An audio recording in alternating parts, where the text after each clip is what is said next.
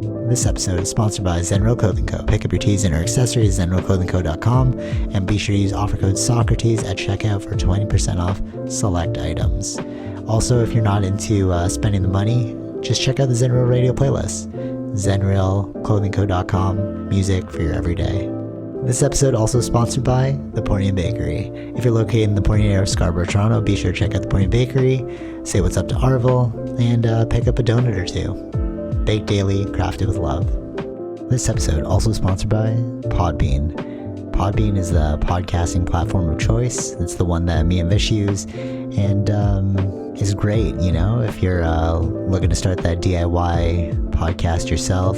Definitely check out Podbean. Use the link podbean.com/SocraticGamers and gain 1 month of unlimited podcasting for free. Test it out, build that content. Anyone could podcast, right, Vish? Yep.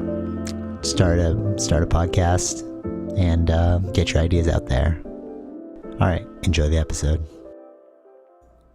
Okay, I feel like there's a lot of like intricate topics here, so I thought maybe we'd just start off with the lighter stuff and then just get that out of the way before we get into like Bond and what was the other one that we were talking about? Oh yeah, Bond. Yeah, that was the whole point of this. Oh yeah. yeah. And then we had Dave Chappelle thing. Oh my god, there's so much of it happened. Yeah, no, it was actually. Yeah. That's why I forgot the first topic. Yeah, no. So that's why I'm like, all right, let's just get the quick stuff out of the way. So first, right before we started the podcast, you were doing like the reminder on your phone or like. Yeah, I don't want to say the word. Yeah. But the HEYSIRI, if you say it, it's interesting that it can catch your voice, like you were saying, and do it specifically to your phone. Yeah. Because it can read our, not read, it can like differentiate between who's speaking. Yeah, that's very interesting. It's very interesting. And you said you had to turn it on, right?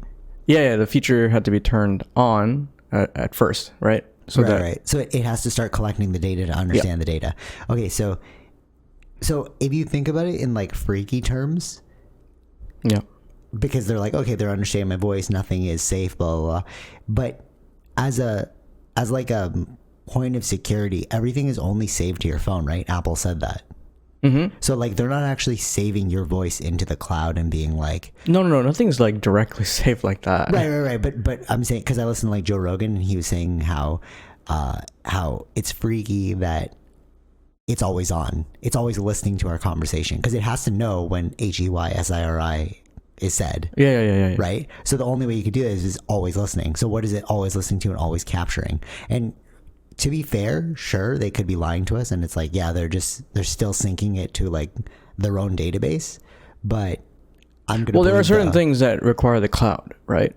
Right. But totally. Yeah, for sure. But those things are like the differentiating point I'm trying to say is that it's all saved locally, not externally. Like our voices and our listening, like it always listening to us. It's not like it's recording and keeping the recording. But we don't know that. Conspiracy theorists would argue. Sure. Okay. Like, fine. I'm sure that's Edward fine. Snowden would argue. Okay. Yeah, that's fine. But I think it was like the same thing we brought up with like these pictures. This is ones and zeros kind of thing. Like totally. Yeah, for sure. We will never really know the extent of what they're doing with this information. I just thought like there's always like a duality, right? Like the convenience of it, because it's so convenient, but the conflict is like I don't know what they're doing with it. But you have to pick a side, like we were saying so many times, you know, choose a side and just like stick to I mean, look, if you believe they're doing it and you're... So then don't use it. Yeah, you know? and I guess if you're like a criminal, and why are you using these devices? Yeah. Why would you make it so... Why would you do this? Yeah, exactly. But for the regular consumer, it's like, who really cares? Even if they introduce like a social scoring system. All right, so I want to get into Sanjay Gupta. Talking about a scoring system, that's funny. Oh, because of Squid Games? No. Actually, there's like it's only in the US. It's like your driving score system on a Tesla.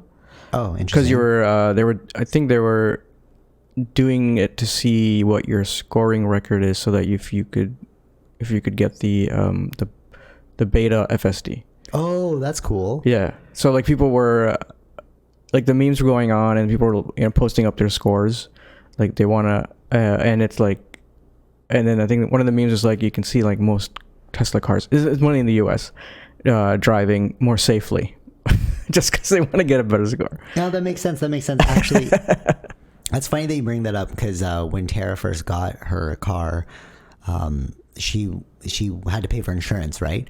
So one of the things, if you want to lower your insurance, you turn on this app. Yeah. And the app will track your driving and your speed limit and all that stuff. Yeah. And then if you're able to maintain a specific, like under the limit, at the limit for like a year, then they drop your insurance down. I think we stopped using it because like, you know, that's just so difficult. Like you have to like really follow the rules and stuff. Like if you go over the limit, like let's say like everyone's speeding and you go like 140 or like 130, it'll count against your score. So it's like, that's right. So I mean, it'll be helpful for people who are like exactly following the rules. And stuff, right. Like adding that additional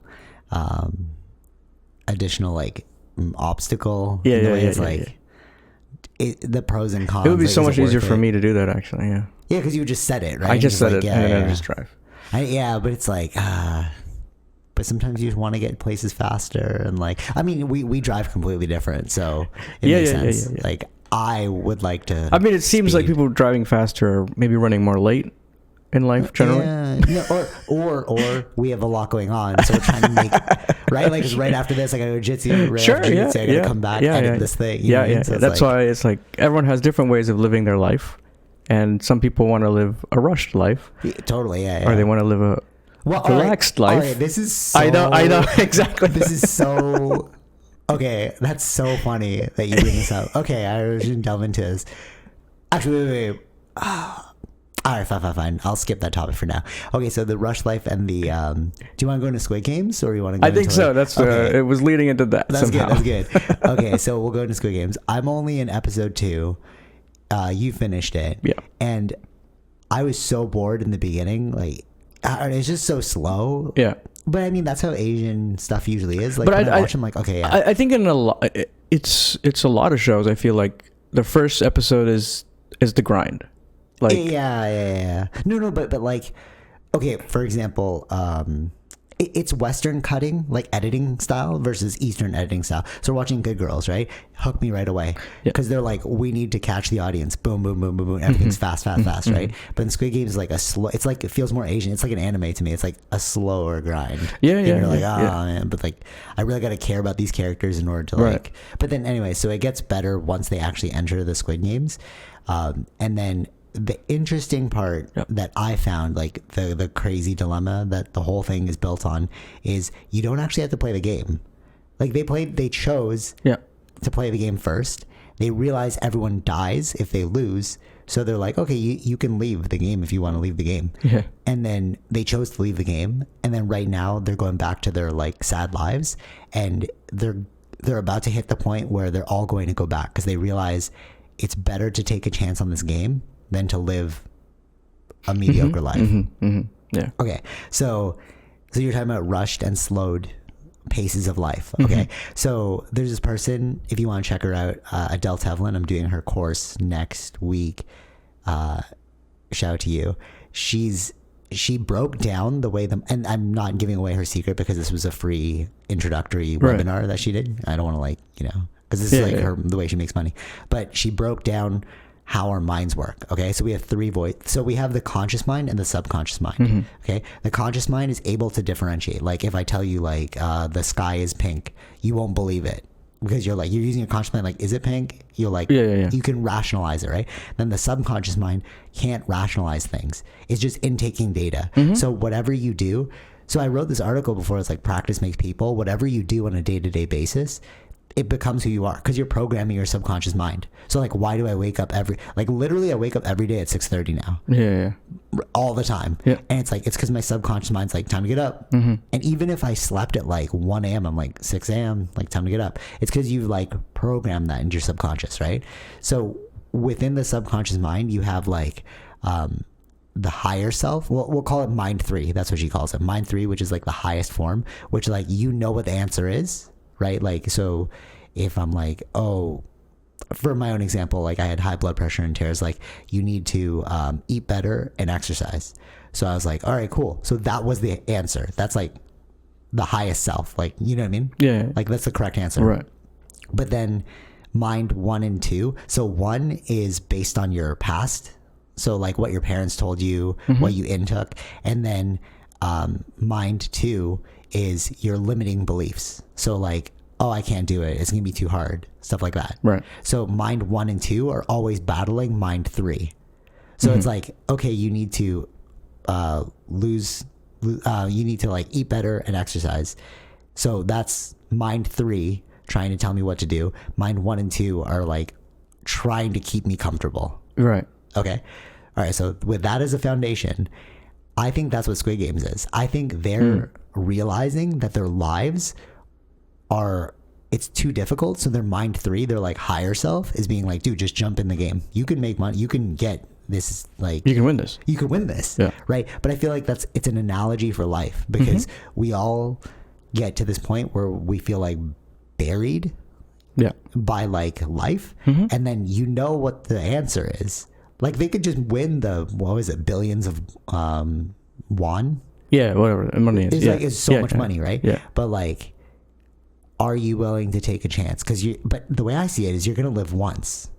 So it's like, why not take the chance? I was thinking, who would I be in the game? And I was like, I think I would play the game if my life was that bad. Like, if I really could do nothing, I'd probably play the game, you know? Whereas like other people are like, no, I wouldn't play the game, you know? Right. But it's like two different ways of life. That's what was interesting to see, like who, even when they voted, Yes. who was wanting to play and who didn't want to play. Like even the main character. Yeah. I thought he would play because I'm like, oh, you're the main character of this like show. Of course you're going to want to play. And then he didn't want to play. And I was like, ooh, interesting. You're not willing to take a chance on like success. Yeah. You know? This has been such like a recurring thing for me this week, like the whole like taking a chance on things. And it's like one thing that came up, and it's so true, that this week is like somebody I was talking to, they're like, oh, I want to do this thing, right? And I'm like, but you need to take a risk to become successful. Yeah. Right? But comfortability and success don't go hand in hand, because you have to risk something, right? It's sort of like alchemy, you know, like you have to give something up to gain something. And they're giving up their lives to gain all this money, you know? What were you saying? Yeah. No, I agree with that. Yeah, interesting, right? But then, okay, so on the flip side, that's how I see it, right? Yeah. And that's how you see it too. But then Wob was like, it's about society. And I was like, how? You know? I get it. It's kind of loose, but like, I get it. No, I get where... No, I agree. Like, so his premise is that it's about society because you can leave society, but you always ultimately go back to society because it's more comfortable, or like there's more opportunity there. But I'm like...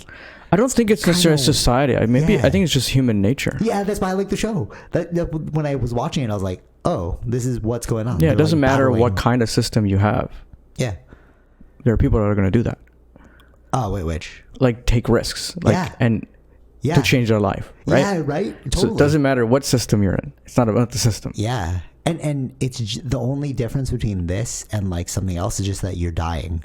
Like it's more... Okay, here's the crazy part to think about. We're all going to die.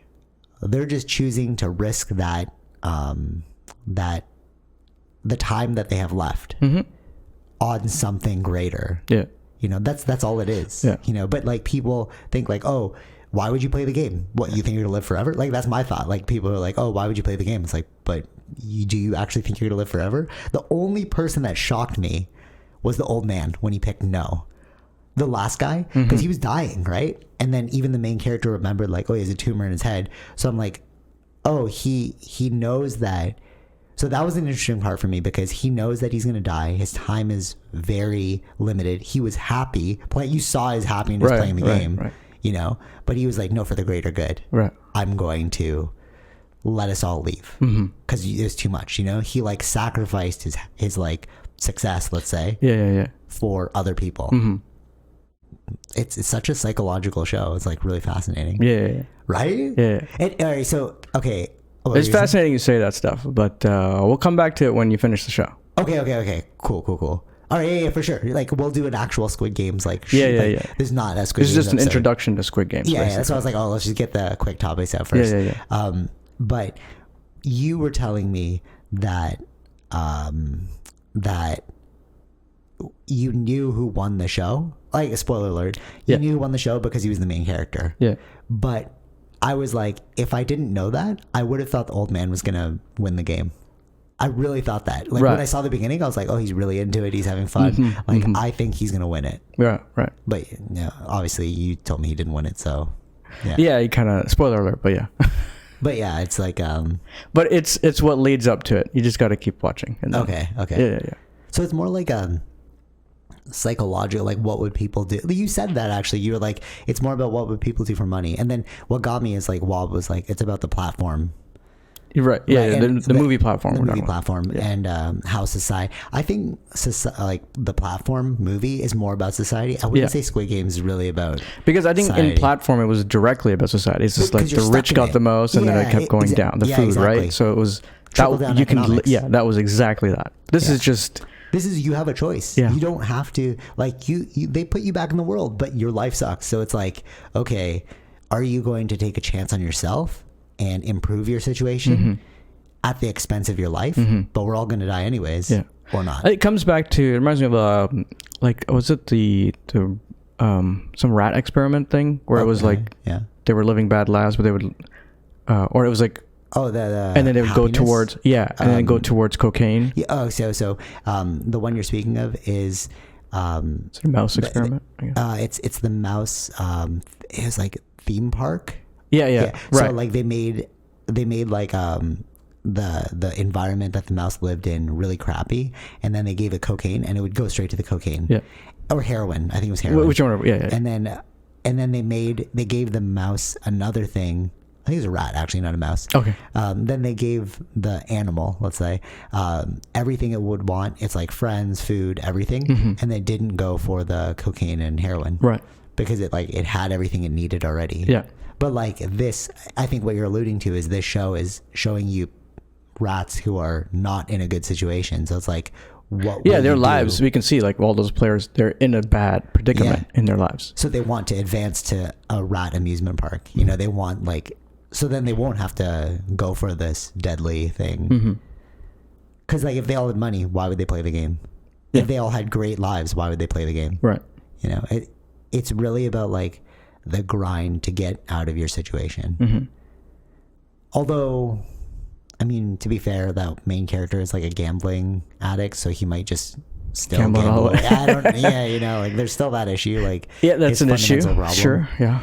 But ignoring that, it seems like it's about taking control of your life and like improving your own circumstance at will. Yeah, good show. Good, like you have to get into like episode 2. The only reason why we jumped back into it is because Joe Rogan brought it up, and I was like, okay, really? Like even you're talking about it. All right, let's watch it. Yeah, but it does get better in episode 2. Or actually, no. Halfway through episode 1, once they play the first game, that's when you're like, oh, this is cool. Yeah. Oh, you didn't get to that part, or you did? No, we did. Episode 2 is now they're gonna go back. Like in the beginning when I first watched it, we watched like 15 minutes. I was like, it's boring. Oh, you just watched 15 minutes? No, I didn't even get to the game. Oh, I thought you finished the first episode. No. It was just boring. Okay. No. Right. The first episode, halfway through, that's when it got interesting. Once they you gotta wait till they're in the game. Yeah. You gotta go through the pains in the first few minutes. Like, and what I like too is the artsiness of it. Like when they showed South Korea, it was like, it's like it looked kind of like grimy, like whatever, you know. So I was kind of like bored. But like when they started adding the visuals for the actual game, and it was like very colorful, it was almost like a drug trip. I was like, oh, this is really interesting now. Yeah. But we'll continue. We'll do an actual full episode of Squid Games once we're done watching it. So the other quick thing I wanted to say is I thought about this last night because I've been going jiu-jitsu more. People say that jiu-jitsu is like human chess, right? And I didn't understand. I was like, maybe, because I was kind of like muscling through it. But the more moves, because now that I've gone more, they just show you more moves, right? And it's all about like how many more moves do I know than you, right? And it's like, and I know all right, so, and all the moves work the exact same. So it's like to escape.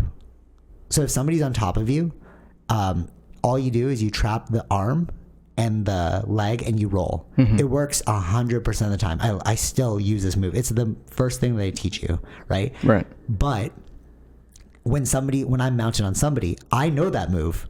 So I'm like, you need my arm and my leg. So it's like chess now. It's like you need to advance these two positions. So I'm like, if I free one arm, you don't have both, you're not going to roll me. Right. And I get why they're saying it's human chess now, because like yesterday we learned this crazy move. It's so simple. If I just hold your arm, you can't see what I'm doing, but if you want to Google it, it's called a Kimura Trap. So if I hold your arm in a specific way, your body can't move in any more directions. You're locked in that position. Right. And it's only because of your physical joint being like bent like this. I'm showing this right now. Being bent like this. Yeah. And when he did that, it clicked in my head. I was like, oh, we are playing a game. It's like, if I can get the Kimura Trap, I know I have these options. But he also knows I have these options. So now we're battling like, who knows more escapes? Who knows more? You know what I mean? Yeah. It looks like muscling when you don't really know the moves. But when you actually know the moves, you're like, you know what the body can and can't do anymore. You're right. It's really like chess. It's crazy. Yeah. I just want to get that out there. Okay. So on to... Do you want to talk about Dave Chappelle first? Yeah, we'll do a little bit of that. Sure. All right, cool. All right, so Dave Chappelle. Yeah, so his final, I think it seems like his final one on Netflix, called The Closer. Yeah. Right? Yeah. And I didn't feel like it was not like traditional comedy. It was more like... Dude, Sunshine said that too. She watched it yesterday and she's like, it's so serious. I'm like, yeah, it's more like a lecture. It's a lecture with comedy in it, right? Like bits and pieces. But I think because he was wanting to teach a lesson. Yeah. That's what it was. Okay. Especially with what he said at the end. It was a full lesson to get to that point. Wait, okay. I don't remember the punchline. Like, what was the ending thing? Spoiler alert. No, that... because they talk about it on the radio too, and that it like he didn't say the words, but cancel culture is technically bullying. Yeah, true. And that's fair point. What happened to his friend, who was... Wait, she got canceled? No, yeah, like not canceled in the sense that they were disregarding her. Like she's like cyberbullying? Yeah. Okay. Yeah. Right. And that's what I mean. Like cancel culture to him, because everybody's now attacking him. Oh, nobody should watch this and all that. Oh, I'll come back to that. But it was about his friend who they were cyberbullying her into the point where she killed herself. Yeah. Which was like everybody was shocked in the thing, right? Yeah, so it was like, oh, I didn't see that coming. Yeah. So that was the lesson here. It's like, that, like, we're all humans. Like, why are we acting like this cyberbullying? It's what you just did. Which is kind of ironic because you see the backlash that he's getting. Like, you're getting the backlash, but I do like what Netflix is doing. Yeah, totally, yeah. Right? But I mean, right. So, like, Netflix is backing him, but people are, like, boycotting or, like, but it comes back to this, though. I like what Netflix is saying and how they're like, well, you don't have to watch it. Yeah, fair point. Yeah. Right? It's like... And it wasn't, for instance, but for instance, like, Squid Games is very violent. Yeah. But nobody's talking about that. Yeah. Yeah, that's very true. And this is a comedian. He's talking. It's more for mature audiences. It's your decision to what you want to watch. True. Okay, I can see that. So that's why I like what Netflix is doing here. Because they even tried to do that with like a different show on Netflix, like 13 Reasons Why. Right. Another thing. Yeah. But no, people have choices here. You don't have to watch this if you feel like you're going to be offended by it. Yeah, fair point. Yeah. So I just wanted to, like, a little bit of that, which is just like that. Netflix is actually sticking to their guns. It's like, no, we know that this is... But what Netflix said too is, like, it wasn't designed to be transphobic. No, and it's not. It's not. It's not though. That's the thing. It's not.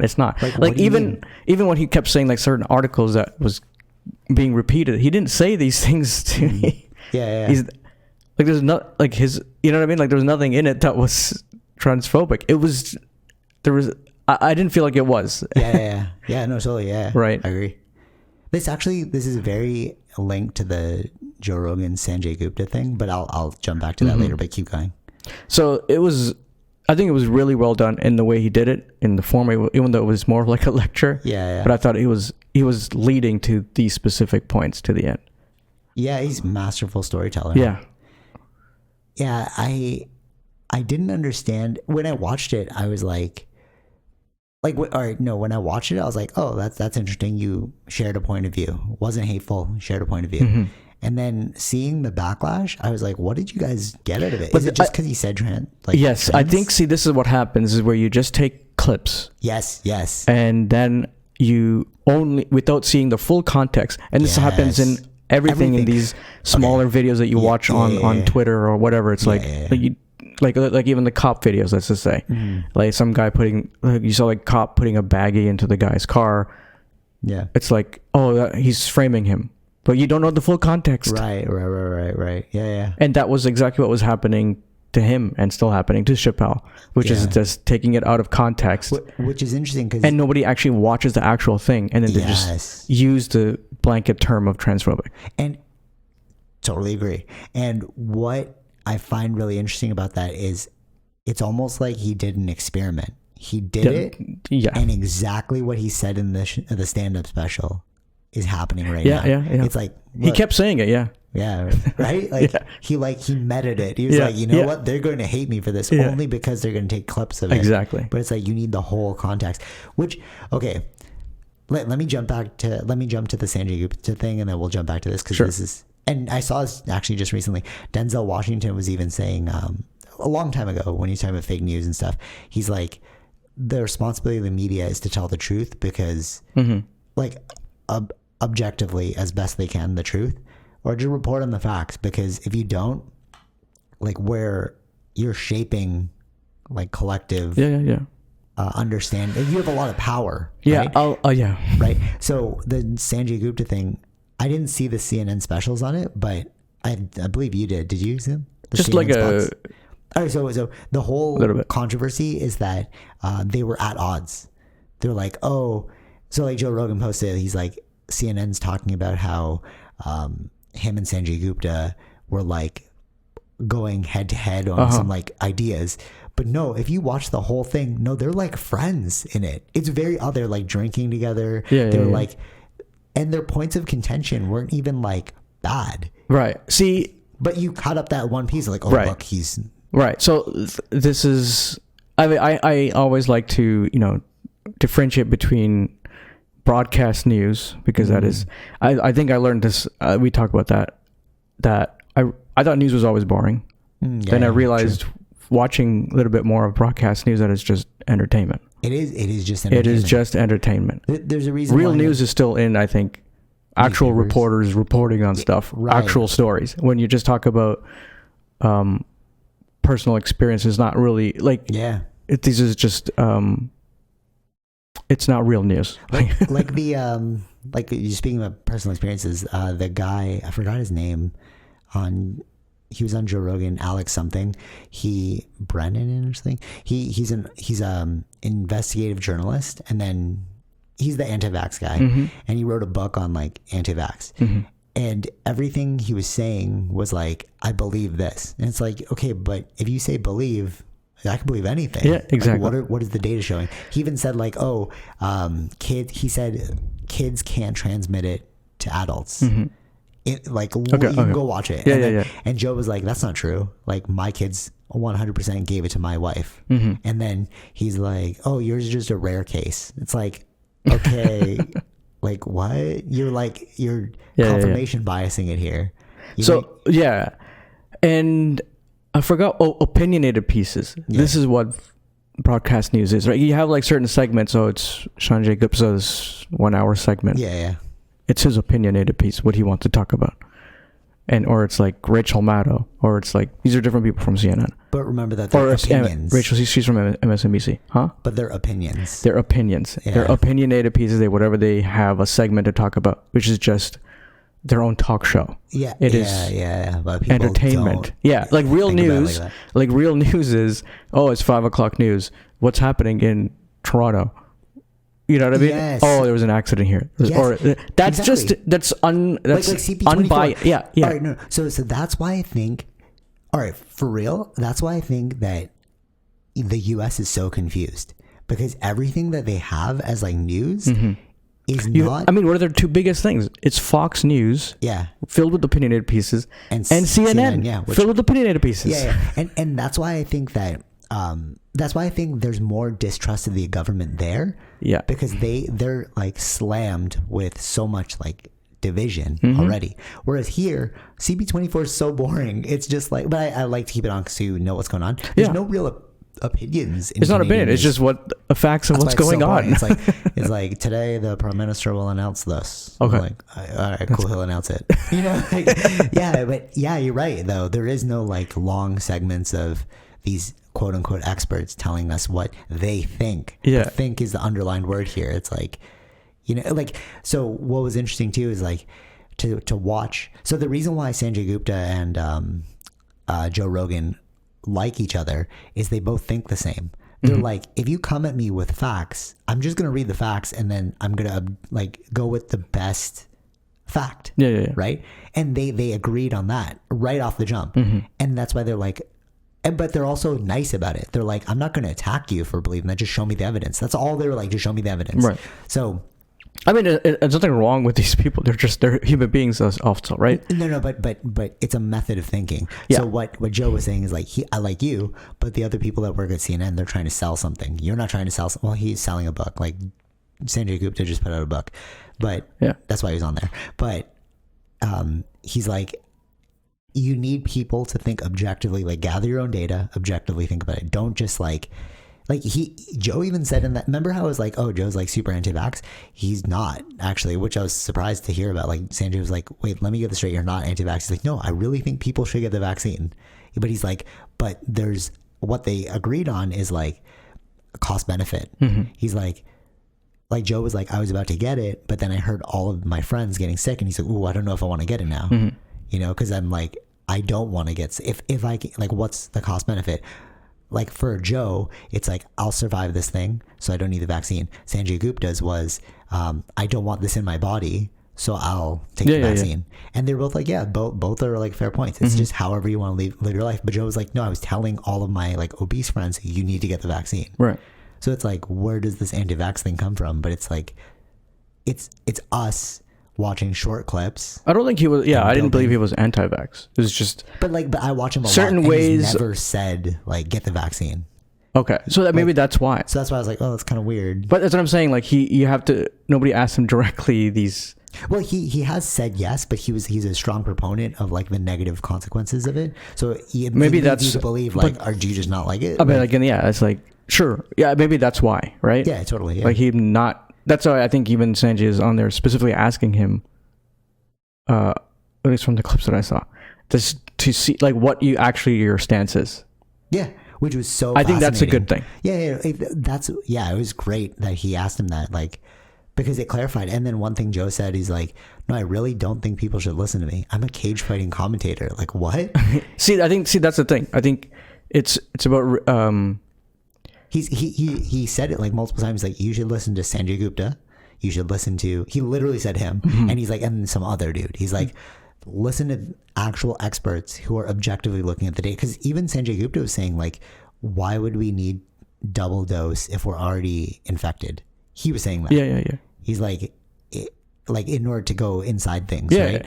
So no, I think, I don't know if CDC said or I've read, it's like, I think persons who've had COVID, they only need one dose. Oh, okay. So it changed. Yeah. That's so, yeah. I mean, like, it's been said, but then each state runs their health differently. I don't know. I don't know there's so many other aspects to it, but I'm just saying. But see that's such a measured approach. Like, listen, if you're like at all curious about, like, if you're like, that's what I wanted to say was like when they do these kinds of talks, is you realize who's reasonable. Yes. Right? Yeah, totally. Yeah. And like you could see, because like 3 hours, they were talking for 3 hours, and you could see like. You can't have talking points for 3 hours. You're like, it's hilarious because like Joe even got him to start drinking, got him to start swearing. Yeah. And I was like, oh, that's interesting. Like, you've disarmed him. And what he was saying is like, if we were in like a restaurant, we'd be having the exact same conversation, And that's what people want to hear because they want the truth now. They don't want these like, even Sanjay Gupta said, he's like these short clips are not smart because you can't authentically get a point across. Right. They were even saying like, I think like Fauci and this other dude should be on a 3-hour podcast. Like Sanjay Gupta said that, you know, it's like we all want the truth. Yeah. You know, it's fascinating. Yeah. But then CNN took it out of context and they're like, oh, look at the contention between them. It's like, just watch the whole video. Yes, but it's like, again, it's like, it's what people want also. They're doing entertainment, right? Entertainment. Yeah. So they're already, it was going on the clips like this on the internet. So they're talking about it like the same thing. Because their competition, CNN's competition isn't about real news. This competition is about is about fake news competition, which is like the internet stuff. Or it's like just like, get the clicks. You need the clicks. Yeah. It's interesting.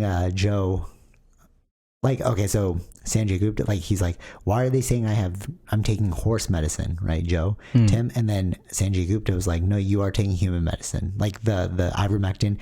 The human version. The human version. He's like, and what they said, which I thought was really fascinating too, is that they've been giving this out to people in Africa for years because of like other virus infections. Like, this isn't a horse deworming drug. Yeah. It's like an actual human tested drug that they've used throughout time. But they're using these talking points. Even, again, Sanjay Gupta was like, no, this is for humans. Like, we're just using talking points to like make it. No, it's what happens is like you read, or it's like someone buys horse dewormer and then they connect it to ivermectin, and then it's like that's the continuous headline. That's the same thing with calling Dave Chappelle transphobic. Yeah, but did you watch it?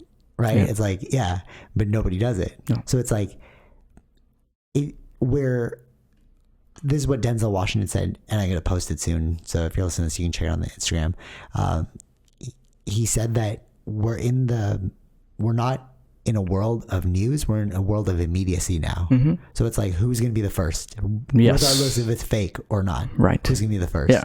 And it's like, but if you do it like that, then you don't have time to like give us real information. No. You know? There's more, what do you call it? False information. Yeah. In that way. Yeah. And then you run that marketing risk of like negative source bias. I've talked about it before, where like you don't even though know it's fake, you just know the fact. Yeah, even though you want to like update it and fix the facts, you can't. It's already out. It's just compounded in your mind. Crazy. And so then he put on the clip. So he put on this clip of like CNN posting Joe Rogan's video. From Instagram saying like, oh, I have COVID, and he's like, they put a yellow filter on me to make him look more sick. And it's true, they did do that. If you watch the video, it's like, oh yeah, they added something, because I watched the original video and I was like, oh, that's how I knew he got COVID. And I remember there was even at the original video he looked sick. It's like, I don't know why you adding the extra to add the sensationalism. Exactly, but that's entertainment. Yeah, exactly. And then but it was interesting because Joe was trying to get Sanjay Gupta to like talk negative about his like CNN team, but he's like, oh, you're gonna get me in trouble. So like he just like skirted it. But so Sanjay Gupta was saying like, I didn't expect you to be so hurt by like, I didn't expect somebody like you for your ego to be hurt. And he's like, it's not my ego. What the problem is if they lie about some stupid comedian, what else are they lying to us about? And then he started talking about like, he started to bring up things that like CNN doesn't really tell us the truth on. And then Sanjay Gupta kind of had to like skirt the issue, because like, he'll probably get in trouble if he goes down those rabbit holes. He's like, what are they lying about Russia? What are they lying about Hunter Biden? You know? But it's true though, right? It's like, if you're gonna lie about something that you can easily fact check, you can go to his Instagram and be like, wait, why is there a yellow filter? Yeah. So that's the thing. Yeah. If you're lying about certain things or misleading, then how can they really trust you? Yeah, totally. With anything that you say. And it makes you wonder too. It's like, well, no, it like you had to understand, like you have to see. That's why, I mean, the slogan was used before, but that's why it worked for Trump. Yeah. That they're fake news. Yeah. And people agreed. People knew it. Yeah, because you could see. Because you know, yeah. All right, you know what's really interesting, to go back to that point of like why U.S. seems like so confused because of their news outlets. It's like we're not we, but like the reason why we're talking about this is because it's so sensational. But if that's your foundation, it's like you have, it's like so superficial, you know. Of course all of your people are going to be confused if your foundation is superficial. But by the same token, why are we not talking about Canadian news? Because it's boring. Like, it's not sensational. Yeah. So it's doing its job. You know what I mean? Like I know. It's like, we're not even American and we're always talking about U.S. news, but it's like because they're the media platform of the world. Yeah. Like, their stuff is so ridiculous. Yeah. You know, like... Well, that's what I meant. It's entertainment. Do we bring up Canadian news because it's not as boring? You know, it's like, they finished the Eglinton subway. Right. The Eglinton subway has been in construction for years now, right? Like, oh, okay, that's cool, man. Like, well, the only thing these are not things that we can argue about. Yeah, it's just yeah, exactly. There's no point of contention. There's no sensationalism. It's just like, why is that construction taking more than 2 years? Yeah. Like, who cares, bro? Like, you know, like, why would we be talking about this? And I feel like that's how other countries are too. It's like, I feel like America is just so ridiculous and loud that's why the whole world's watching them. Like, why did the whole world watch the U.S. Political election? Of course, like, when we broke it down, it's because they have American bases in all these countries, so what they do will matter. But at the same the time, political power is very strong. Like, right. But why did they also make it like a hockey match? Like, we were all like, oh, it's going this way. It's going that way. Yeah. You know? Oh, we need 2 more days to, like, how long was our political process here? Like, so quick. Yeah, our system's very fast. Yeah, why? Their thing is so long, so they play out the whole game. They play it out like... And you know what you can do if it's long? Sell advertisements. Yeah.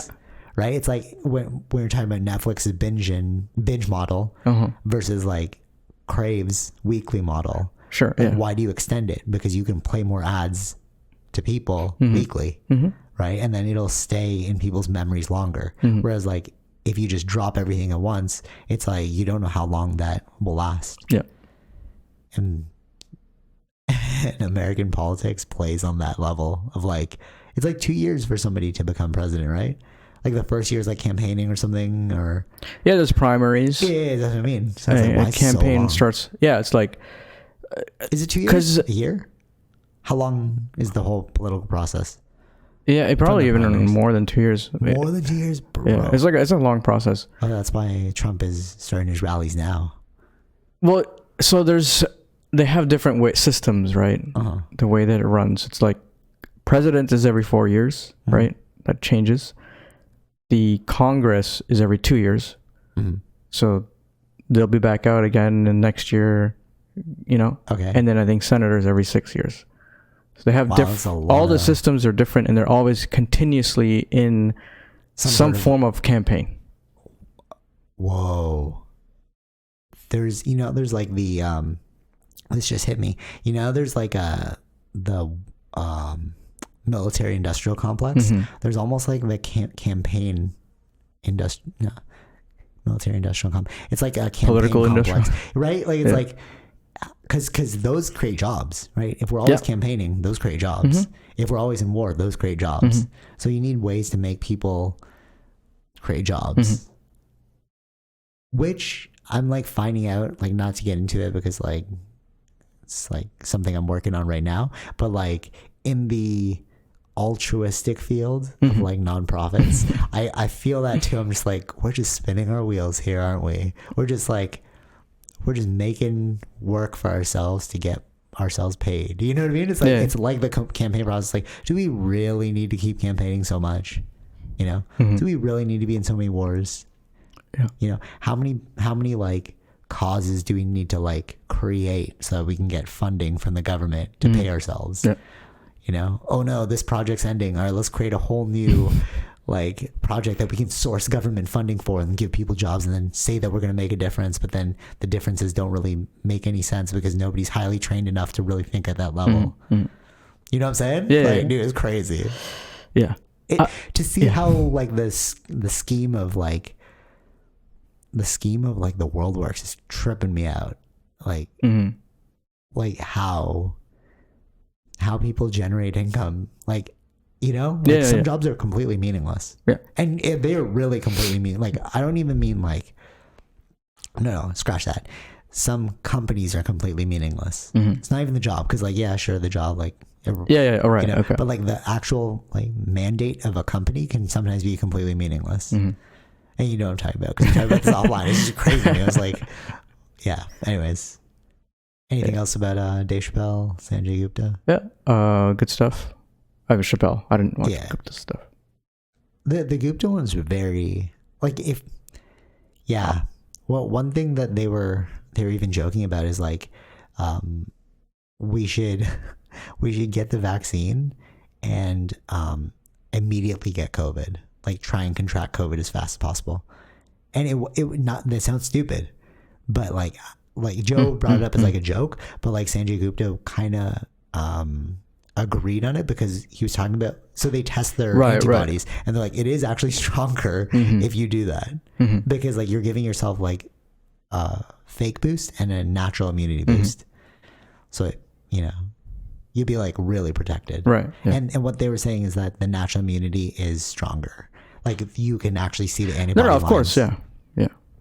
But again, it's risk reward, right? Do you really want to get it? Do you not? And like I get Sanjay Gupta's point where it's like you just don't want that in your body. I don't know what's going to do in like 10 years. But to be fair, same with vaccines, right? So yeah. I mean, both are, we don't know the long term, right? Yeah, no. And what was interesting is Joe was bringing up like vaccine. All right, this is also really interesting too. So Joe was bringing up all these like negative cases, right? And he's like, as I say this, I know that it's only a 0.05% chance that you're going to get this, right? Because he's like, these like adverse reactions are so minimal, literally like because they've given out 6 billion vaccines. He said like 99.95% of people are totally fine with the vaccine. It's just those really, really small cases. And then Joe's like, I know it's really, really small, but that's not consoling to the family that lost their loved one. Yeah, of course. And I was like, yeah, fair point. You know, like, because I was like, why are you bringing up these cases even though they're so low? It's like, that's true. Like if like one of our family members died, from even the though it was a vaccine. 0.005% chance, you still wouldn't be happy about it. Yeah. So I get that point. Yeah, those people wouldn't be happy about it. Sure. Yeah, exactly. Like, yeah. But that's what Joe's arguing for. But like Sanjay Gupta's arguing for like the greater good of the whole. Yeah. Which, you know, like both points. Yeah. And there was no contention. They were just like, yeah. Yeah, of course they would. But against CNN being like, oh, look, they're attacking each other. It's like, no, they both saw each other's point of view. Like even Sanjay Gupta's like, that is really sad. You know, it's like, yeah, it is sad. Yeah. But one thing I didn't know about is, remember how it was like, oh, just get the mRNA vaccine because like you'll be fine. No, there are cases of like I think somebody died after getting the mRNA vaccine. Like a young girl, she's like 19, because it creates like I don't know, I don't really know the science. Heart issue. Yeah. Okay, yeah. And yeah, she created a heart issue, and then I think she went on like a ventilator or something and she died because like her body couldn't keep up. But what Joe was saying is it's sad because she's 19, so she probably could have just survived the COVID, you know, but she chose to take the vaccine. Right. Well, but again, 0.005% chance this is going to happen to you. But it's not consoling for the family. Yeah, of course. Yeah. So again, that's COVID is higher percentage. So that's like, yeah, which they agreed upon, but it's like, it's more like, do I really want to put that in my body? You know? Oh, and he said he talked to Dr. Fauci, Joe. Yeah, Joe talked to him because like he reached out and was like, oh, what you're saying is wrong. And like about like, because Fauci reached out? I think it was, yeah. Okay. And then he said, and he's like, oh, I see Fauci's point, but it's a different argument. So like he said that if you're looking at yourself, yes, like be anti-vax all you want. But the whole point is that if we all get it, we can stop this thing. And then Joe's like, that's a different argument than what I'm making. And I do agree with that. Like that does make sense, you know? But if you want to like think more selfishly about it, it's like, yeah, of course. So it's the old man, you know, from Squid Games. Yeah, like, do I think about everyone or do I think about myself? Yeah. All right. That's it. Yeah, that's it for these topics. All right, cool. I mean, like anything else? No. Oh, yeah. No. All right, cool. So let's get into the big thing. I probably won't even make this the title of the podcast because we talked about so many different things. Bond, we saw that this week. What'd you think? You really blew my mind with your explanation. All right, let me just enter it. So I saw it twice. Yeah. The first time I saw it, I was like, this is boring, bro. I was like, this is not even the James Bond that I remember. And then the second time I watched it with you guys, I had to tell myself, like, this is not Bond. This is just a movie. Yeah. And I was like, oh, okay. It's interesting now. Yeah. But then what you said, which is, I don't think they've done it before, which is a retired Bond. Yeah. Or a retired 00. And that's why he wasn't suave. That's why he wasn't killing all of his feelings. That's why he wasn't, he was like a family man in the movie. Yeah. And it's because he was retired. Yeah. It wasn't a 007 movie. It was a James Bond movie. Yeah, a human version, let's just say. Well, no, but like 007. But yeah, I get that. I get. Yeah. He's not in 00. He's retired from 00. And they had a different 007, and that's what made it more evident there, because it's like, if you go back to the first movie, Bond would have like just killed all of his emotion. When he's a 00, he's an agent, so he's not thinking about himself. Yeah. But in this movie, he was thinking about himself. Yeah, and family. His family. Yeah. Yeah, he's thinking about family. Yeah, it's really fascinating. So it's a different from that point of view. Yeah, because then it made me not bored. Yeah, it's putting it in a different perspective for Bond, where he's actually having to care for somebody and trying to save them. Yeah, and you got to see like his real emotion of like remember like simple scenes. I don't know if you fell asleep to this part, but when he was like cutting the apple for his daughter, it's like so human. Yeah. Yeah, or like I think that's what they were trying to do, which is like he's also human, not just a robot. Right, but we would have never seen that before if it wasn't for this movie. That's right. Yeah, which totally makes sense because Daniel Craig is like more of a artsy actor, like I was saying in the last podcast. And it was weird for everyone that like, why did this guy become Bond? And like, even for him, he didn't want to play Bond. The only reason why he was like, okay, I'll play it is because he read the first script. And he's like, wow, this is actually a really like complex character piece. You know, like it deals with emotion. Right. And then when I was watching the interviews for this one, he was like, I really liked this movie. And I was like, but I didn't like it. So I was confused. But then now that you said that thing to me, I was like, oh, you liked playing this Bond because it was an actual human Bond. It was like a complex character once again. Right. You know? Yeah. Even though so like out there, it was more like jokey, like the old Bonds. Like it was not realistic at all. No. Yeah. That's probably my gripe with it. Yeah, it was leaning towards the little bit of the older Bond stuff before Daniel Craig's Bond, but in a story that I don't think has been told for a Bond. So. Yeah, I agree. And what was I say? The things you liked. Let's go with that. Liked and then disliked. What did I like? Yeah, I think it's just I think the action and everything was as an entertainment as a movie can get, I guess. And but did you feel like it was like Fast and Furious? Like I was saying, like it's just so ridiculous. I just can't. I don't agree with necessarily maybe the term Fast and Furious. I mean like we're just turning off our brains. Like the physics was like, what are you doing? Yeah, I think like obviously like Fast and Furious was way more ridiculous. Right. But this one was like leaning in that direction of ridiculousness. Like when he used the body as a shield, and I was like, those bullets would have, or no, the thing you said right away was she was under the water. Yeah. And we know now through so many experiments that the water would stop those bullets from penetrating. Right. So they wouldn't actually stream through the water and like hit you or whatever. Yeah. So it's like, you know what I mean? It's like, no, I know realistic. but the first Bond was right. Casino Royale. Right. And it's right. And that's why it's not like directly the same Bond, but it's leaning toward the old stuff. But I just view it like as it's an art piece is what the director, you're feeling something or they're trying to get you to feel something, even though the physics are not necessarily real. Right. Yeah. So that's why it's fine for me. Oh, okay. I think there might be a limit where I think maybe he's trying to hit that line where how far can I go without crossing the line. Yeah, true. Where it looks too fake. Like, all right, one good example for me is when there were trees.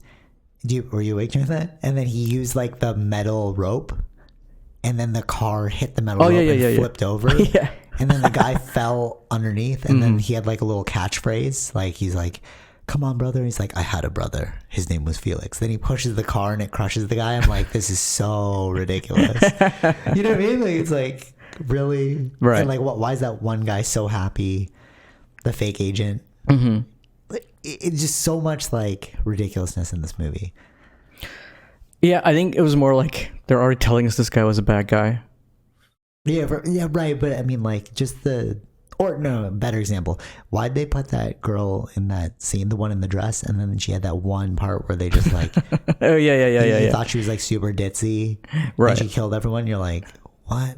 Maybe it's like anyone can become Bond, or anyone can flip into that role, I guess. But it's like, it felt stupid to me. I was like, the beginning of Bond, though, the beginning of this movie was like all realistic, not really realistic. Like, he jumped off the thing and used his rope. Like, all right, it wasn't realistic, but it felt more like Bond. And then as the movie progressed, I was like, we're just getting dumber and dumber. You know, like, the humanity was there, but like, it just felt dumber and dumber. It wasn't a Bond movie. It was I don't know, like, there's other words for it, but yeah, it's just, even the main villain is like, why were you even in this movie? We just need. You know what? I think it's like, I wouldn't say like Fast and Furious went through a phase, right? Like, the first 3 movies were pretty realistic. Oh, true, yeah. And then as the other movies came along, it was going. Which is what happened here too. So it's like, I think it's in the middle of that time for where there are parts of ridiculousness, but parts just fun. Right. And parts, well, for me, there were boring parts because dozing in and off. I think it was mainly in the wood scene. Yeah, I was like falling asleep. When the first time I watched it, I was falling asleep there too. Right. I don't know. It was just like, it was a weird, I don't know why. It was just like, why are we here? Like, you know what I mean? Like, that's what it felt like. It felt more like, why are we here? Right. It's not like a logical progression. Well, yeah, that's the thing with the Bond. It's like, we understand why we're going to certain countries. Yeah. But it was like, why are we, like, there's no real meaning to, except for that she lived there, but it was like, okay. Sure, but it's, yeah, but it felt like too much jumping around, like, without purpose. Right. You know, like, sure, you had to go find her, but at the same time, it's like, that's what I always find is, like, when you give particular gadgets because you know it's going to be used for. You're just writing that into the story just so it's being used. So like his watch with the EMP. Oh yeah. And it's just like, there's only one time he used this. Yeah. Was to break the guy's eye. Yeah. No, also to get into the building. Remember they used it. The cameras. Yeah. So they used it twice. I was like, but it was like specific reasons. Yeah. You know what I mean? To progress the story. To only progress the story. To only you can't even get through because of the cameras. Oh, luckily you have the. Oh yeah, exactly. How did you know? Yeah, that's true. Yeah, fair point. Yeah, I do find that, but that is why they were delving back into the old style Bonds, where it's more ridiculous. Like, we just need a gadget to get us through this one obstacle. Right. But one thing that but I don't know if they've done this. Like, I mean, to the end of the movie, he was reinstated as 00. He died as 00. Yeah. Oh yeah, true. Did they ever kill off a Bond? Never killed Bond before. He's like invincible. See, that's probably why Daniel Craig loved it. He was like, "I'll be the first one." And okay, so to go back to my guessing, I remember before we were like saying, and I was like, "Oh, they can't possibly let go of this franchise." I feel like everyone was tired in the movie. Like, everyone looked really old. Like Mallory, Q, they look old. They're like, "Oh, we're done." Like, this will be their last one. I really don't think they're going to bring these characters back. Like, some speculation was like, oh, that girl's going to become the 007 and then they're going to continue the series. I don't see it happening. Everyone just looked really, like, worn out. You know what I mean? Like, did you feel that too? Like, they just looked old. Like, I mean, well, because they are old now. Yeah. But it's like, can you really do 10 more years of this? Like, you guys are going to be super old. Yeah, I don't. I mean, the way they ended it was that they could do it, right? That they could continue with these characters. But I don't know. We'll see. I guess we'll see it. Yeah. I feel but like that's with any movie. It's like, okay, maybe, like, you know what I mean? Like the way they ended off, it's just like, they're still there, so it could continue with But okay, so here's her as Bond, or maybe someone new as Bond. So here's the thing that. No, I mean 00. Yeah. All right, so speaking of 00, okay, so here's the thing that was breaking the internet. I didn't want to watch it because I thought there was a post-credit scene. Then I had to Google it because I was like, I saw this like YouTube, like what the ending of Bond explained, blah, blah, blah. And I was like, what? And all that happened because I was going to wait till the very end. So I Googled it to see if it was worth it. And what they said is the last scene is it says James Bond will return. So not 00. Right. Specifically James Bond. Okay. So what people are theorizing is they're going to start a whole new franchise. Okay. Because I think James Bond is dead. Exactly. So they have to start a whole new franchise. Right. I think that's kind of the signal that this series is done. Right. Yeah. This era is done. Yeah. So I throw my thing out the window of me saying that the girl will become the next James Bond because it's like they said it in the movie that James Bond will return. Right. Yeah. So I don't know. We'll see. Oh, if they said. They didn't say 007 will return. That's the differentiation. They said James Bond. Yeah. It would be cool if they said it like. We'll be back. Or they changed the name of. What's a unisex name, right? Bond is just the last name. Jamie Bond. That's what I was thinking, Jamie. Yeah. No, that'd be weird. That'd be weird. If they specifically said that, it's like, oh, so that we know what's coming next. True. Yeah, true. But they didn't do that. Because they said James Bond, it's like, okay, they're looking for another actor. Yeah. They're going to keep the franchise. The franchise, but not the characters. It's going to be another saga. But this is what I was thinking too. What is the next James Bond iteration going to be? Because we're in a different world now. During our time, it was all about realism, right? Oh, wait, hold on. This is let's reverse. What I wanted to say about why they look spent is if you look at the first movie, how much body transformation did they do? Crazy, right? They were all trying, like they were excited. Let me look fit for this role. You could tell that they were excited for the role. But by this one, I'm like, oh, you guys are done. Like it's like your body tells me that you're done. You're not right. You're not striving for that like peak performance anymore. Because this is your last movie. Right. All right. So anyways, that being said, oh damn, I forgot. What did I just say before the body transformation? Is it like a new Bond? Like the new Bond. Thank you. I was just so fixated on like the body transformation. So what is the new Bond going to be? Because in our time it was all about realism. In this time it's all about like video games, technology. Who is the market going to gravitate towards for a new Bond?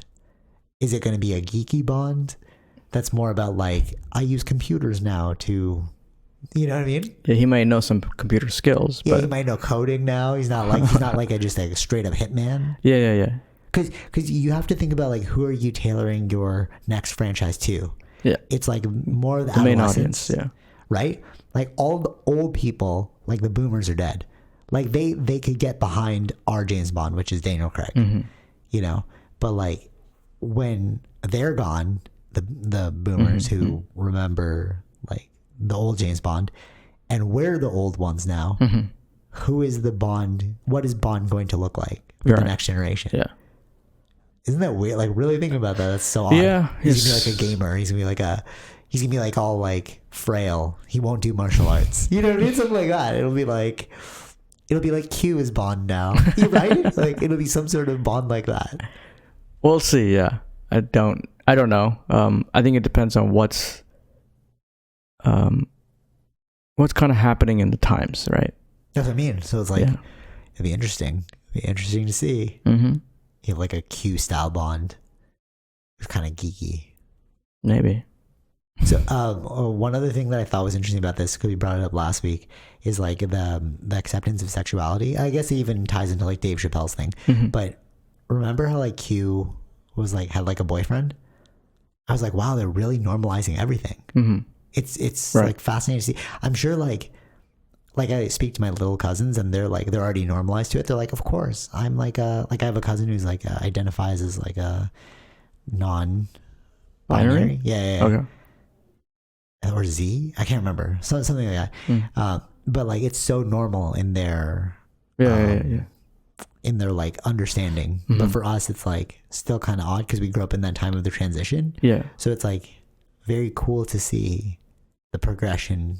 Like now for me to see like you just made Q gay. We all like weren't sure, right? Kind of felt it, Yeah. But you just like, and also in Good Girl, I think I brought it last week, but like in Good Girls, the main detective's gay, and that was such a trip because like he visits him at home, and then he has a boyfriend. You're like, whoa, what? You know what I mean?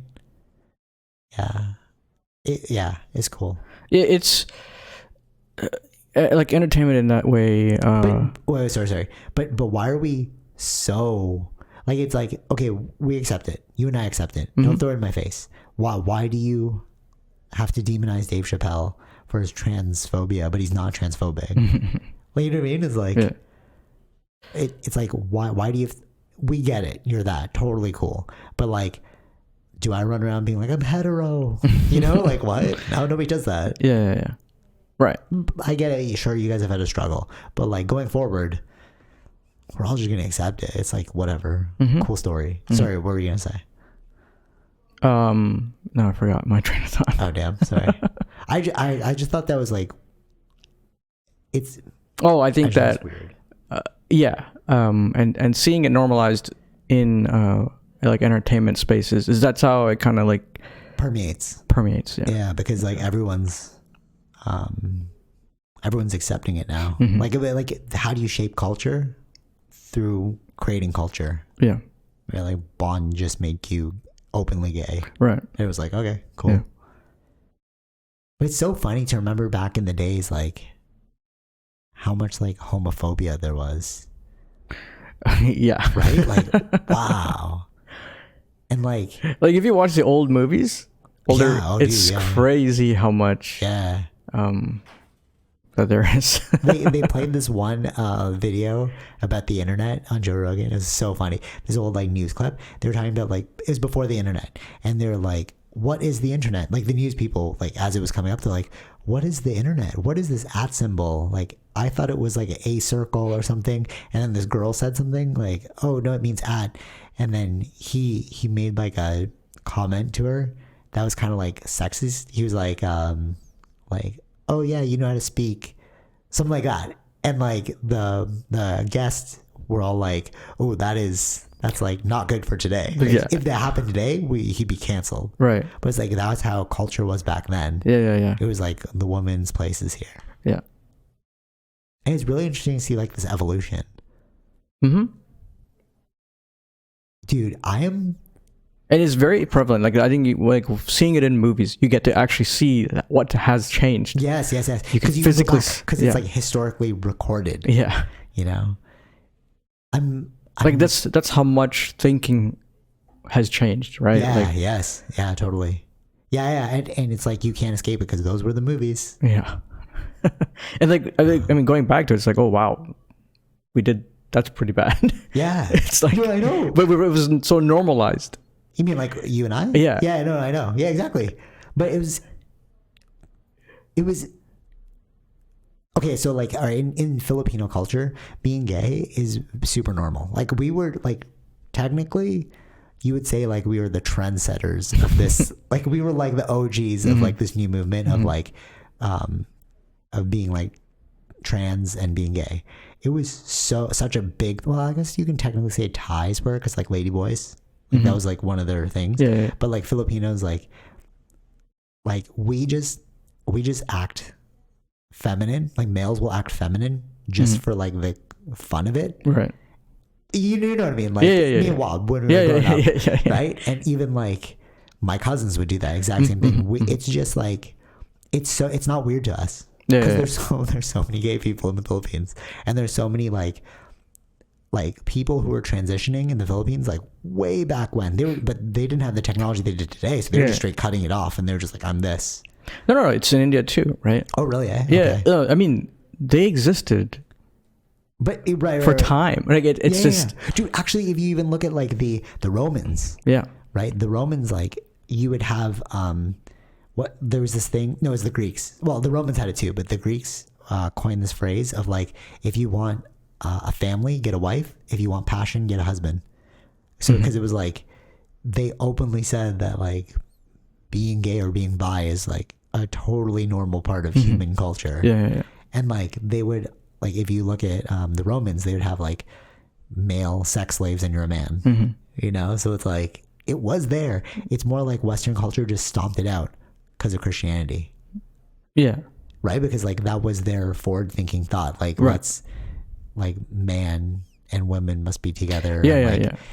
But that's really how it started, right? Like, how do you, what ideology did you have in the beginning when Western society was built? It was the colonizers. And what were the colonizers? They were Christians. Yeah, yeah. So whatever they deemed demonic or Was demonic. or like, evil is like, it's like banned. yeah, right? Or pagan. Yeah. Right? Pagan is basically anything that's not Christian.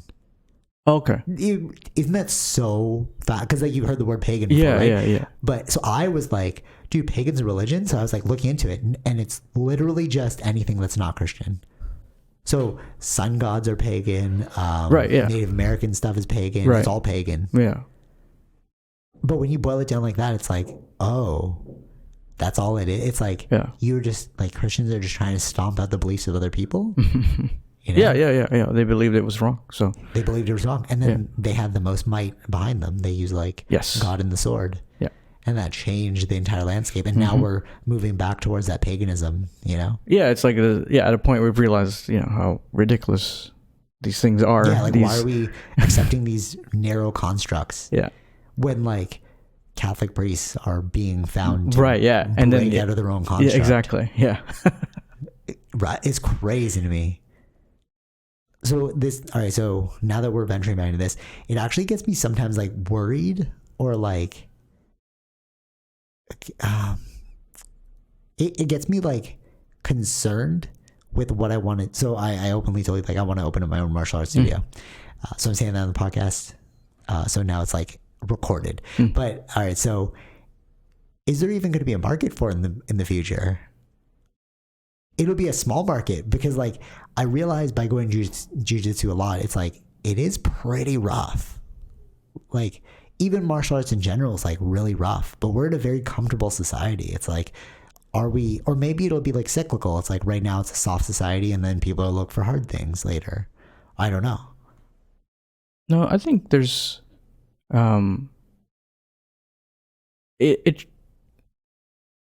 there's still going to be a market for it, right? Like, right. But it's like, will it be deemed as like toxic masculinity? Which it is right now. They're like, is it because it's filled with males? Males who are like dominating. It's like very, like jiu-jitsu is very Sure, dominating. yeah. A lot of that is there, but I don't think that's going away. The what? Martial arts? Yeah, like. Yeah, people will look for like fitness things. Yeah. But I don't know. Like maybe right now because of how we're still in that old school thought. But like I said with the James Bond thing, it's like, is the next James Bond gonna look like Q? And if that's the case, then because like talking to my cousins now, it's like for example, I was like, oh, you guys should watch Dragon Ball Z, or like, and like, oh no, it's so, or like I was like, do you watch fighting anime? And they're like, no, it's too violent, blah blah. I watch like baseball animes. I'm like, okay, so this is where we're going now. Like violence is negative now, right? And it's like, that's what I mean. That's what, like, is this where we're headed? Is the next James Bond character going to be non-violent pacifist? I don't think so. No, I don't think so. Or just maybe it won't sell as much. So maybe they won't make him a non-violent pacifist, but like it won't generate a lot of hits in the box office. I wouldn't. I don't think so. Yeah, all right. We'll see. So. Yeah. Talking to younger generations, I'm just like, wow, you guys are. But they love Marvel, though, right? Yeah, but Marvel is like superhero. They're not even really fighting. Like James Bond is like, I'm straight up killing these people. You know, like I still think there's going to be a demographic for that. For violence, like for that kind of stuff. Yeah. Yeah. True. Yeah. Fair point. But will it be? Well, but which will win out? It's like yeah, there's a market for it, but it's a 10% of the market. You know what I mean? Like no, I think it stays the same. The market will stay the same, whatever it is percentage wise. Oh, so you think there's gonna be no change at all? No, it's just I think like if you view it, I think most people view it as exercise. Then No. I'm not talking about jujitsu. okay. I'm not talking about martial arts. I'm talking about like masculinity. Like I'm talking about like the elements of what we would deem masculine, quote unquote. Because like technically, what is masculinity now? But like the things that the traditional thoughts of masculinity, like fitness, testosterone, wrestling, killing people with guns, like training. Like, is that going away? Like, why don't they like Dragon Ball Z? Too much violence. Blah, blah, blah. It's like, okay. That's what I'm saying, like with Q, with James Bond in the future, is he going to be more like Q, more nonviolent pacifist? Because that's where we're headed. Inclusivity, acceptance. But then that won't be entertaining, though. For us. I think for anybody. Yeah, but people like dramas. No, yeah. I don't think it's gonna go. Well, sure, I like dramas too, right? Yeah. But what if they go like a different route with it? I'm saying, like if they go more focused on drama versus like action killing. Yeah. Like would, if you released Casino Royale today, would people be stoked on it, or would they be like, that's cool? Because Casino Royale was like, that was like masculinity. That was like the first masculine Bond. He's jacked. He was like rough. Right. But it's like people don't identify with that now. Yeah, but I mean, but the older Bonds weren't like that, right? No, I know, totally. Yeah. So it's a yin and yang thing then. But he was always a womanizer. Right. Right. So like. Well, that was always there. That's what I mean. So like he always like treated women as not equals, even in Casino Royale, right? He didn't really treat Vesper the same. Yeah. So will the new Bond be like more inclusive? I get what you mean. You know what I mean? Like all these things that we deem as like quote unquote masculine, will they just die out? Maybe terminologies will change. Yeah. And that's what makes me think about it. Like as a side effect of that, it's more like jiu-jitsu will change too. Like Huron Gracie and Henry Gracie, they're already adapting it. They're like, it's a jiu-jitsu for everyone. So you don't have to be so rough with it. Right. But it's like, but what happens to the I think rough, it might go down to like the marketing of it, right? Like how you exactly sell it. Right, totally. So it's like, are we facing a new world? Like I think the stuff will be the same. It's just packaged differently. Oh, okay, fair point. Yeah, I could see that. Like you mean martial arts? Yeah. But all right. Like even with the Bond thing, like maybe there might be like his different actions or slightly. He's asking the woman her opinion more. What do you think? Like Bond, go get this thing, but what do you think? Well, yeah, we'll see. Like, I know what you're saying. You know what I'm saying? Like I know what you're saying, but is that going to be the new Bond? I don't feel like there's still going to be like the people like Dave Chappelle or like the for sure, but think about how they're being ostracized. Yeah, but again, but then there's also, sure they're being ostracized, but then there's Netflix standing up for it too. Totally, I agree with you, but that's what I meant about like the market. Like it's like, yeah, they'll still be around, but to what capacity within the market? So it's like if we have 100% of the market, are they like 5% now of the market? It's like dwindling. So there might be differences. So like I think when we first saw that original Casino Royale James Bond, there wasn't like, I can't remember if there was anything like lead in movies where females were like action heroes. No. And there's more of it now. Yeah, like Black Widow. Yeah. Well, that's a big one. But I've seen a lot of things on Netflix that have. Yeah, no, I mean too. Like Protege. Yeah. She's like the girl. Yeah, there's a lot of like women empowerment. Good Girls is all about women. Oh, so you're thinking maybe the next Bond will be female? Well, no, I don't know if it's female or not, but it's just that there's still going to be a category. Like I don't mind if it's a female or not. It doesn't. No, of course, no, right, but right, because you're not picking a side. You're like, okay, this is just what I'm looking for a fun movie. That's what I'm saying. I think that's the whole point. The point is to be fun. Right. But I'm being meta about it. I'm trying to watch the changing trends of like society. Yeah. And it's like, are we headed down a softer path? We'll see. Yeah. I mean, right now we're going through a clash of that. Yeah. Where, there's the cyberbullying aspect or the cancel culture. which Yeah. is causing the cyberbullying, or do we fall into that, or because there's also the other side where they're fighting against that too, where it's like Yeah. freedom of speech kind of thing. Right? Yeah. There's a line that Joe Rogan always says, and I'm like, oh, I agree with this. Like hard times make hard men make good times make soft men. Mm-hmm. And it's like, Yeah. basically the whole idea is that like the people who struggled birth an easier life for their next generation, Mm-hmm. but that makes them soft because they have everything, Right. so you don't need to learn how to be resilient. Yeah. Mm-hmm. And I feel like we might be going through that stage right now. It's like, where's the resilience? Like, did you guys watch the whole thing? Like, you can't hear that one word. Oh no. Yeah.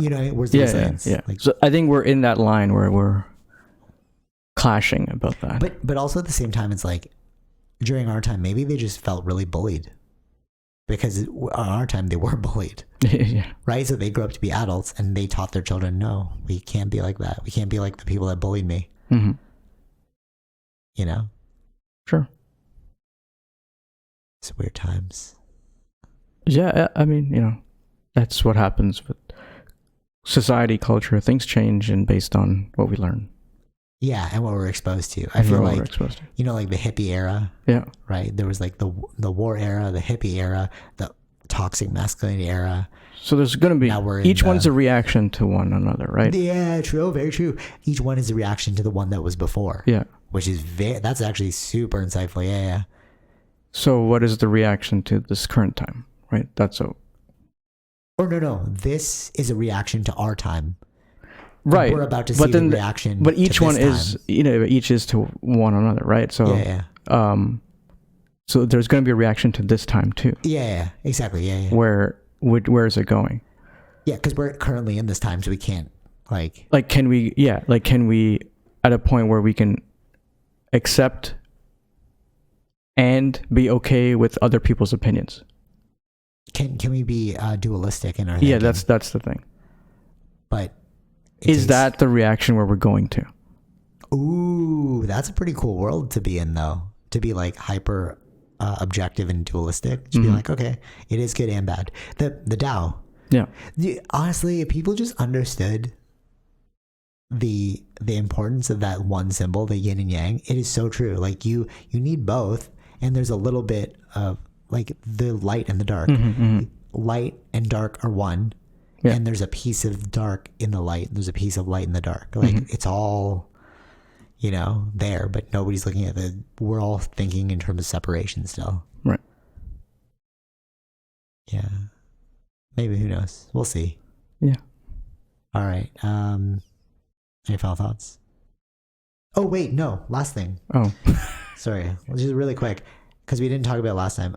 Halo Infinite looks like a really good multiplayer that's coming out. It's going to be free to play, cross-platform. PC and Xbox. PC and Xbox only.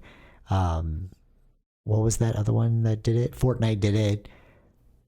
There's a few other games that done Call it. of Duty did it. Oh, yeah. Now Halo's jumping on, and It'd be great if it's on a PlayStation. I know, dude. Not going to happen. Yeah. But we're really stoked for that. It got It looks really good. Yeah. It got potentially the best Halo game of all. It looks really good. Halo 5 got the best, it got a perfect score in terms of multiplayer, but they're saying that this one's even better than that one. So, yeah. So we're definitely going to play that. You have a PC and I have the Xbox here, so we can totally cross-platform it. Yeah. Yeah. The one thing that they added, which looks really cool, is in Halo 5, they added the boosters. Right? And in this one, they have grappling hooks. Yeah. As well. You can be Spider-Man. Yeah. You can be Spider-Man. You can basically shoot the ship. Yeah. And then latch onto the ship and then take over the ship that way. I think that's a really great, because the reason why it's good is they fixed that one problem of spaceships being overpowered. Because if you jump in a Banshee, remember those Yeah. you won. Yeah. Who's gonna kill you? Unless you have a rocket, there's no way you're gonna lose. if you know how to play it. Right. Yeah. But like with the grappling hook, it's like just grapple onto the Banshee, take it And over. you can get to like, I mean, that means like the map's gonna be, because you can traverse and go into higher areas. Yeah, so yeah. So the map's that's gonna be crazy big. Yeah.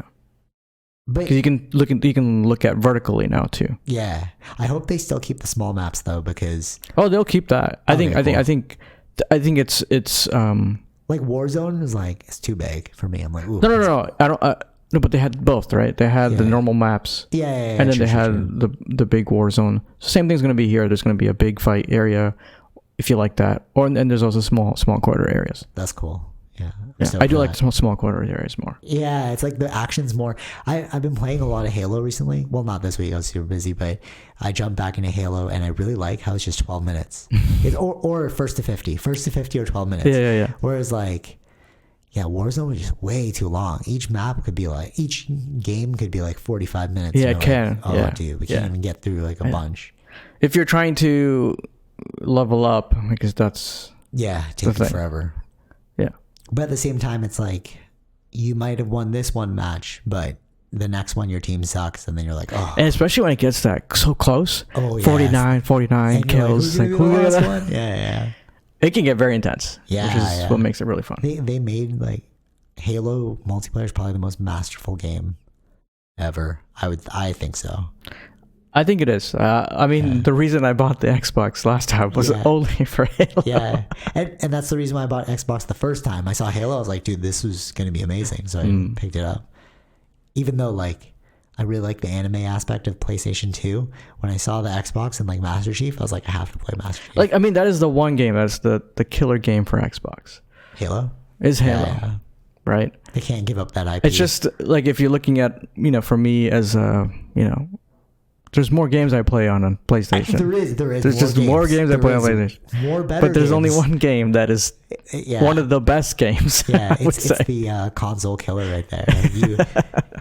That one game can take over all the other. I mean, there's Spider-Man, there's Witcher, there's like on. I think it is. It is a really great game, and I think it's just we grew up to that. Yeah, and it has that nostalgia thing to it. There, it is the nostalgia piece too. It is super fun. Yeah, I remember so many times just bringing my Xbox over to like different people's houses and we just play it into like the wee hours of the morning. Yeah. Literally. Yeah. And it's crazy because now you have unlimited battles, but before we had 4 people. That was it. You just had multiplayer. Yeah. There was no online. Yeah, there was nothing like that. Well, they introduced it like way later, but like it wasn't a selling point. Yeah, because who had the internet cord for that? Right. Like, no, It was not that easy to hook up and everything. No. It was LAN party all the way. Yeah. But like you could play like 2 versus 2 in Halo forever, or like every man for himself as well into the wee hours of the morning. Yeah. And I think that'll never escape me, like that nostalgia feeling of like chips, pop, pizza, playing, right? It's like crazy. Yeah. All right, that's how we'll end it. Halo's best game ever. Go Master Chief. All right, till next time, Fish. Take it easy. Peace. Bye. All right, hope you enjoyed that episode. Be sure to like, share, subscribe, all those fun things, and check out our sponsors, Zenro Clothing Co., Portian Bakery, and Podbean. Take it easy, Fish. Peace.